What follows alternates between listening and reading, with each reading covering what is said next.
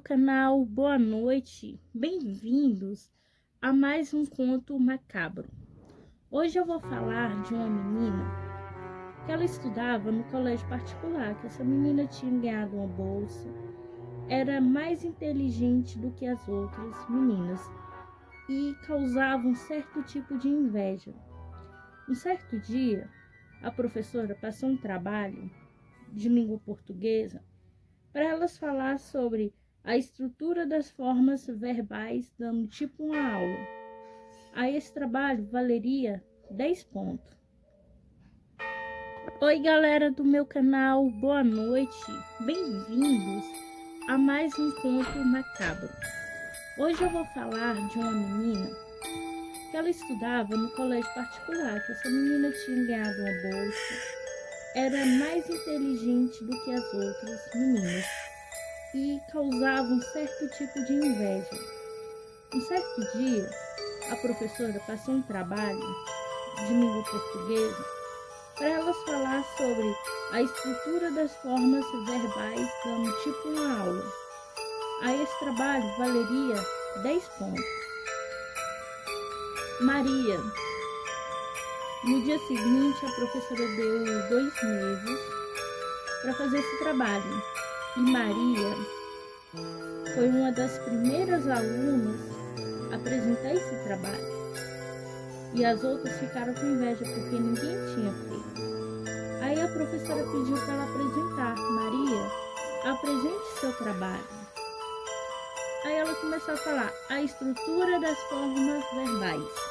Há 3 tipos de morfema que participam da estrutura das formas verbais: radical e a vogal temática e as descendências. O radical é um morfema que concentra o significado essencial do verbo: estudar, amar e cantar, vender, beber e esconder, permitir, partir, proibir. Você notou que para obter o radical de um verbo, basta eliminar as 2 últimas letras do infinitivo, podendo-se antepor prefixo ao radical, despermitir, revender. Vogal temática é um morfema que permite a ligação entre o radical e as descendências em português. Há 3 vogais temáticas. A. Caracteriza os verbos da primeira conjunção: soltar, deixar, perdoar. E. Caracteriza os verbos da segunda conjunção: esquecer, sofrer, viver. Os verbos por e seus derivados, supor, depor, repor, compor e etc., pertencem à segunda conjunção, pois a sua vogal temática é obtida da forma portuguesa arcaica, poe, do latim ponere, e caracteriza os verbos da terceira conjunção: assistir, permitir, decidir. O conjunto é formado pelo radical e pela vogal temática, recebe o nome de tema. Desinências são morfemas que acrescentam um tema para indicar as flexões do verbo. A descendência de números pessoais, desinências de modos temporais. Falássemos, falar é tema. Se falasse, descendência do modo temporal, radical, vogal temática, indica o modo subjuntivo e o tempo pretérito do imperfeito, em que o verbo está conjugado, indica que o verbo se refere à primeira pessoa do plural. Na frase dessa tira, há 2 descendências de modo temporais.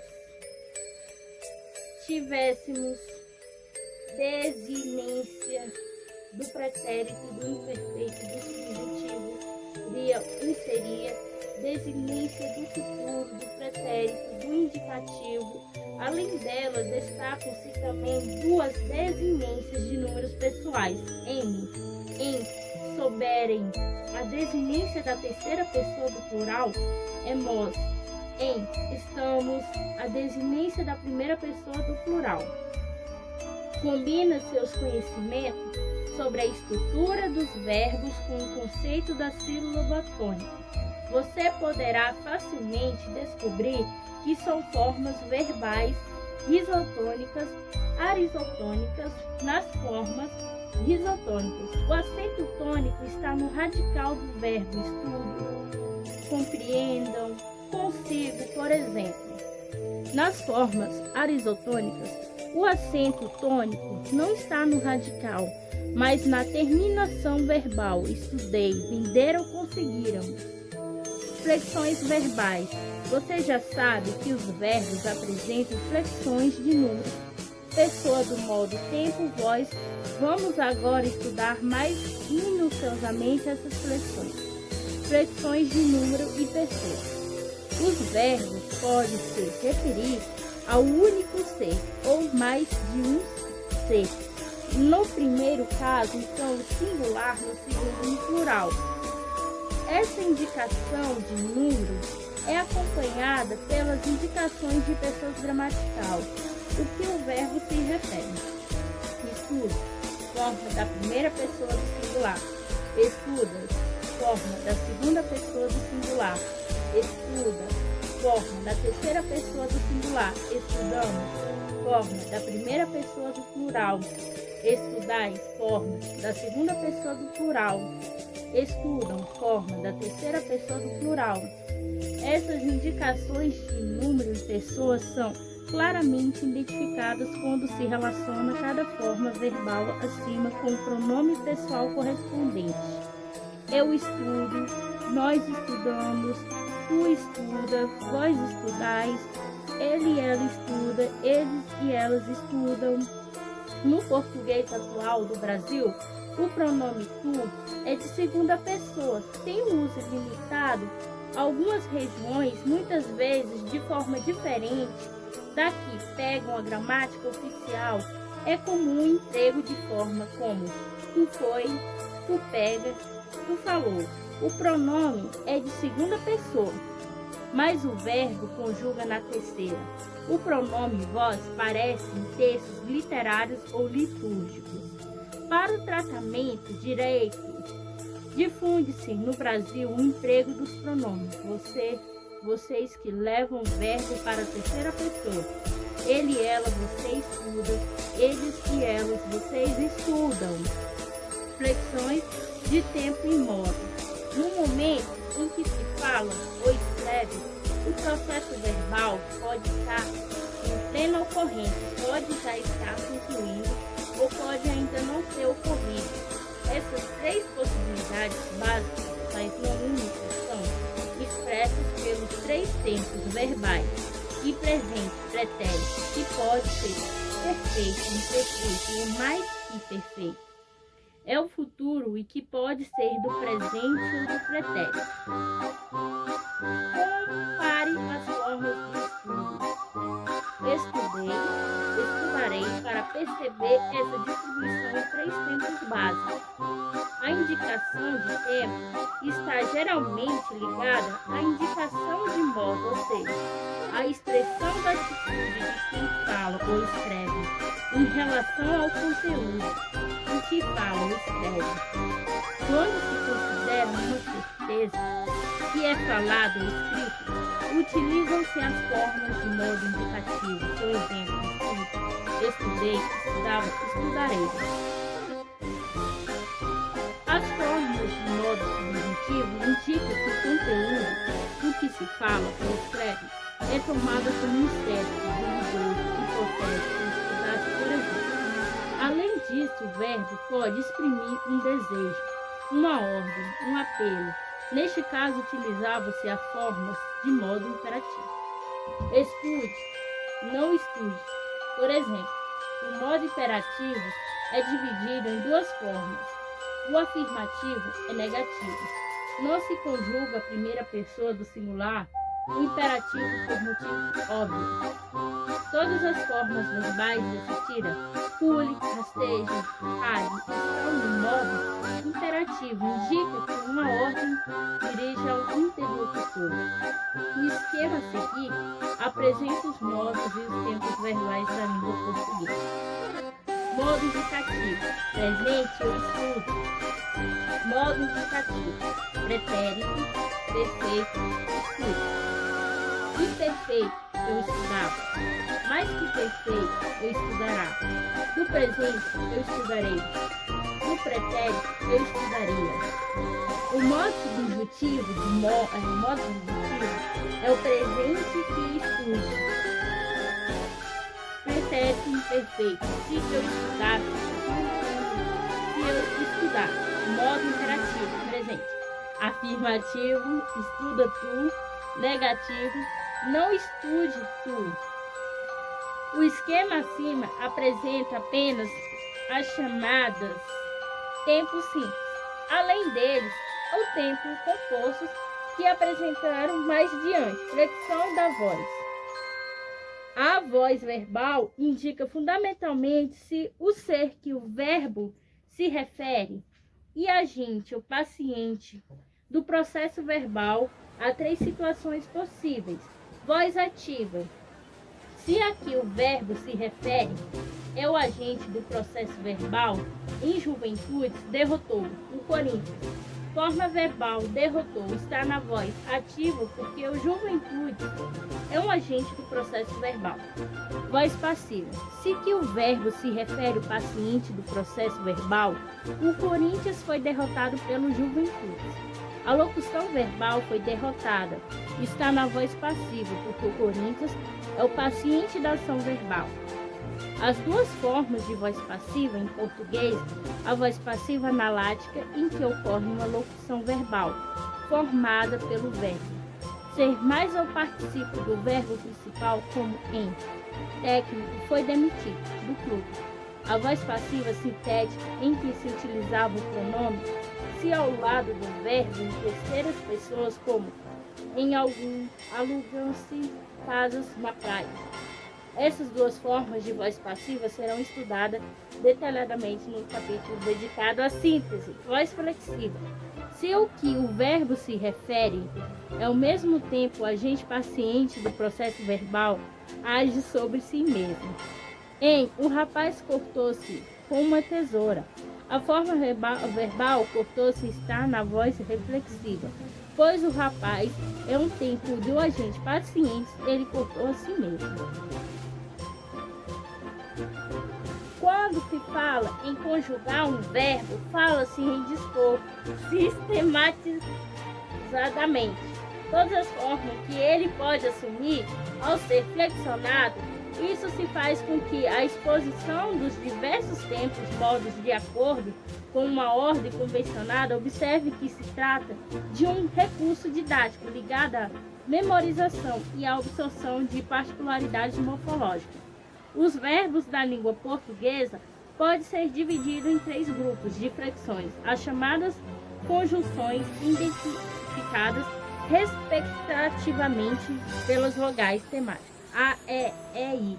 Para cada uma dessas conjunções, um modelo é chamado de paradigma, que indica as formas verbais consideradas regulares de acordo com a relação que estabelece com esses paradigmas.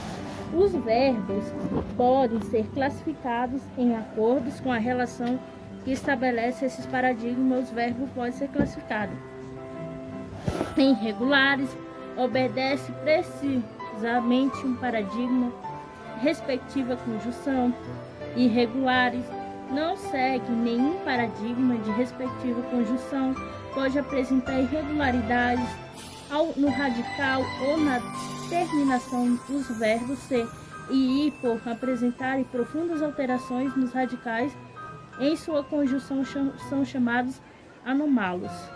Defectivo, não são conjugados em determinada pessoa, tempos ou modo. Gente, aí, professora, acabou. Eu gostei muito do seu trabalho, Maria. Você apresenta muito bem. Você é uma boa aluna, você é uma ótima aluna e você vai ter um grande futuro. Aí as colegas dela ficaram com muita inveja. Por que a professora elogia Maria e não elogia as outras alunas? Só porque ela ganhou uma bolsa particular e ela é considerada das meninas mais inteligentes? E aí um dia ela foi para casa dela e as colegas dela chamaram ela para fazer uma brincadeira. Só que essa brincadeira de mau gosto resultou a morte de Maria. E Maria faleceu. Só que aí o espírito dela queria se vingar das amigas que mataram elas, que eram 5 amigas. E ficaram atormentando, e ficou atormentando, até chegar um certo dia em que elas não aguentaram levar a culpa e acabaram se jogando de um lugar muito alto. Aí a primeira se jogou, a segunda se jogou, a terceira se jogou, a quarta se jogou. Quando a quinta ia se jogar, ela viu meio mundo de mãos saindo do chão, chamando ela. E ela pegou e pensou assim, não, isso aqui não é o espírito da minha amiga que está querendo se vingar, mas sim o demônio que quer que a gente pague pelo mal que a gente fez com a nossa colega, que não podia ter feito. A inveja, ela é tipo assim, ela destrói a vida da pessoa. Ela destrói a vida da pessoa e não só com esse acontecimento, que poderia acontecer com outras pessoas também. Outras pessoas querer destruir casamentos, querer tudo que a pessoa tem. Mas assim, se as pessoas conseguem estar no lugar, é pelo esforço dela, é pelo estudo dela, é pelo trabalho dela. Nada vem fácil e as pessoas que conseguem um próprio negócio, conseguem crescer fácil, não foi fácil ali, foi tudo no esforço. Aí a outra pessoa vai lá e coloca inveja. Se a pessoa se formou e a outra não, a outra vai lá e coloca inveja. Ah, aquela pessoa faz tudo, eu não consigo nada, ela consegue. A outra coloca lá e vai inveja. É porque cada um tem seu esforço, cada um consegue o que quer, mas é no esforço, nada vem de graça. E eu acho que a inveja é uma coisa assim que não deveria existir. Porque a inveja é uma palavra que não deveria existir, porque ela destrói a vida das outras pessoas e também destrói a própria vida de cada pessoa. E aí, galera, quem gostou desse relato, deixa um like, comenta aí, compartilhe o vídeo e participe também.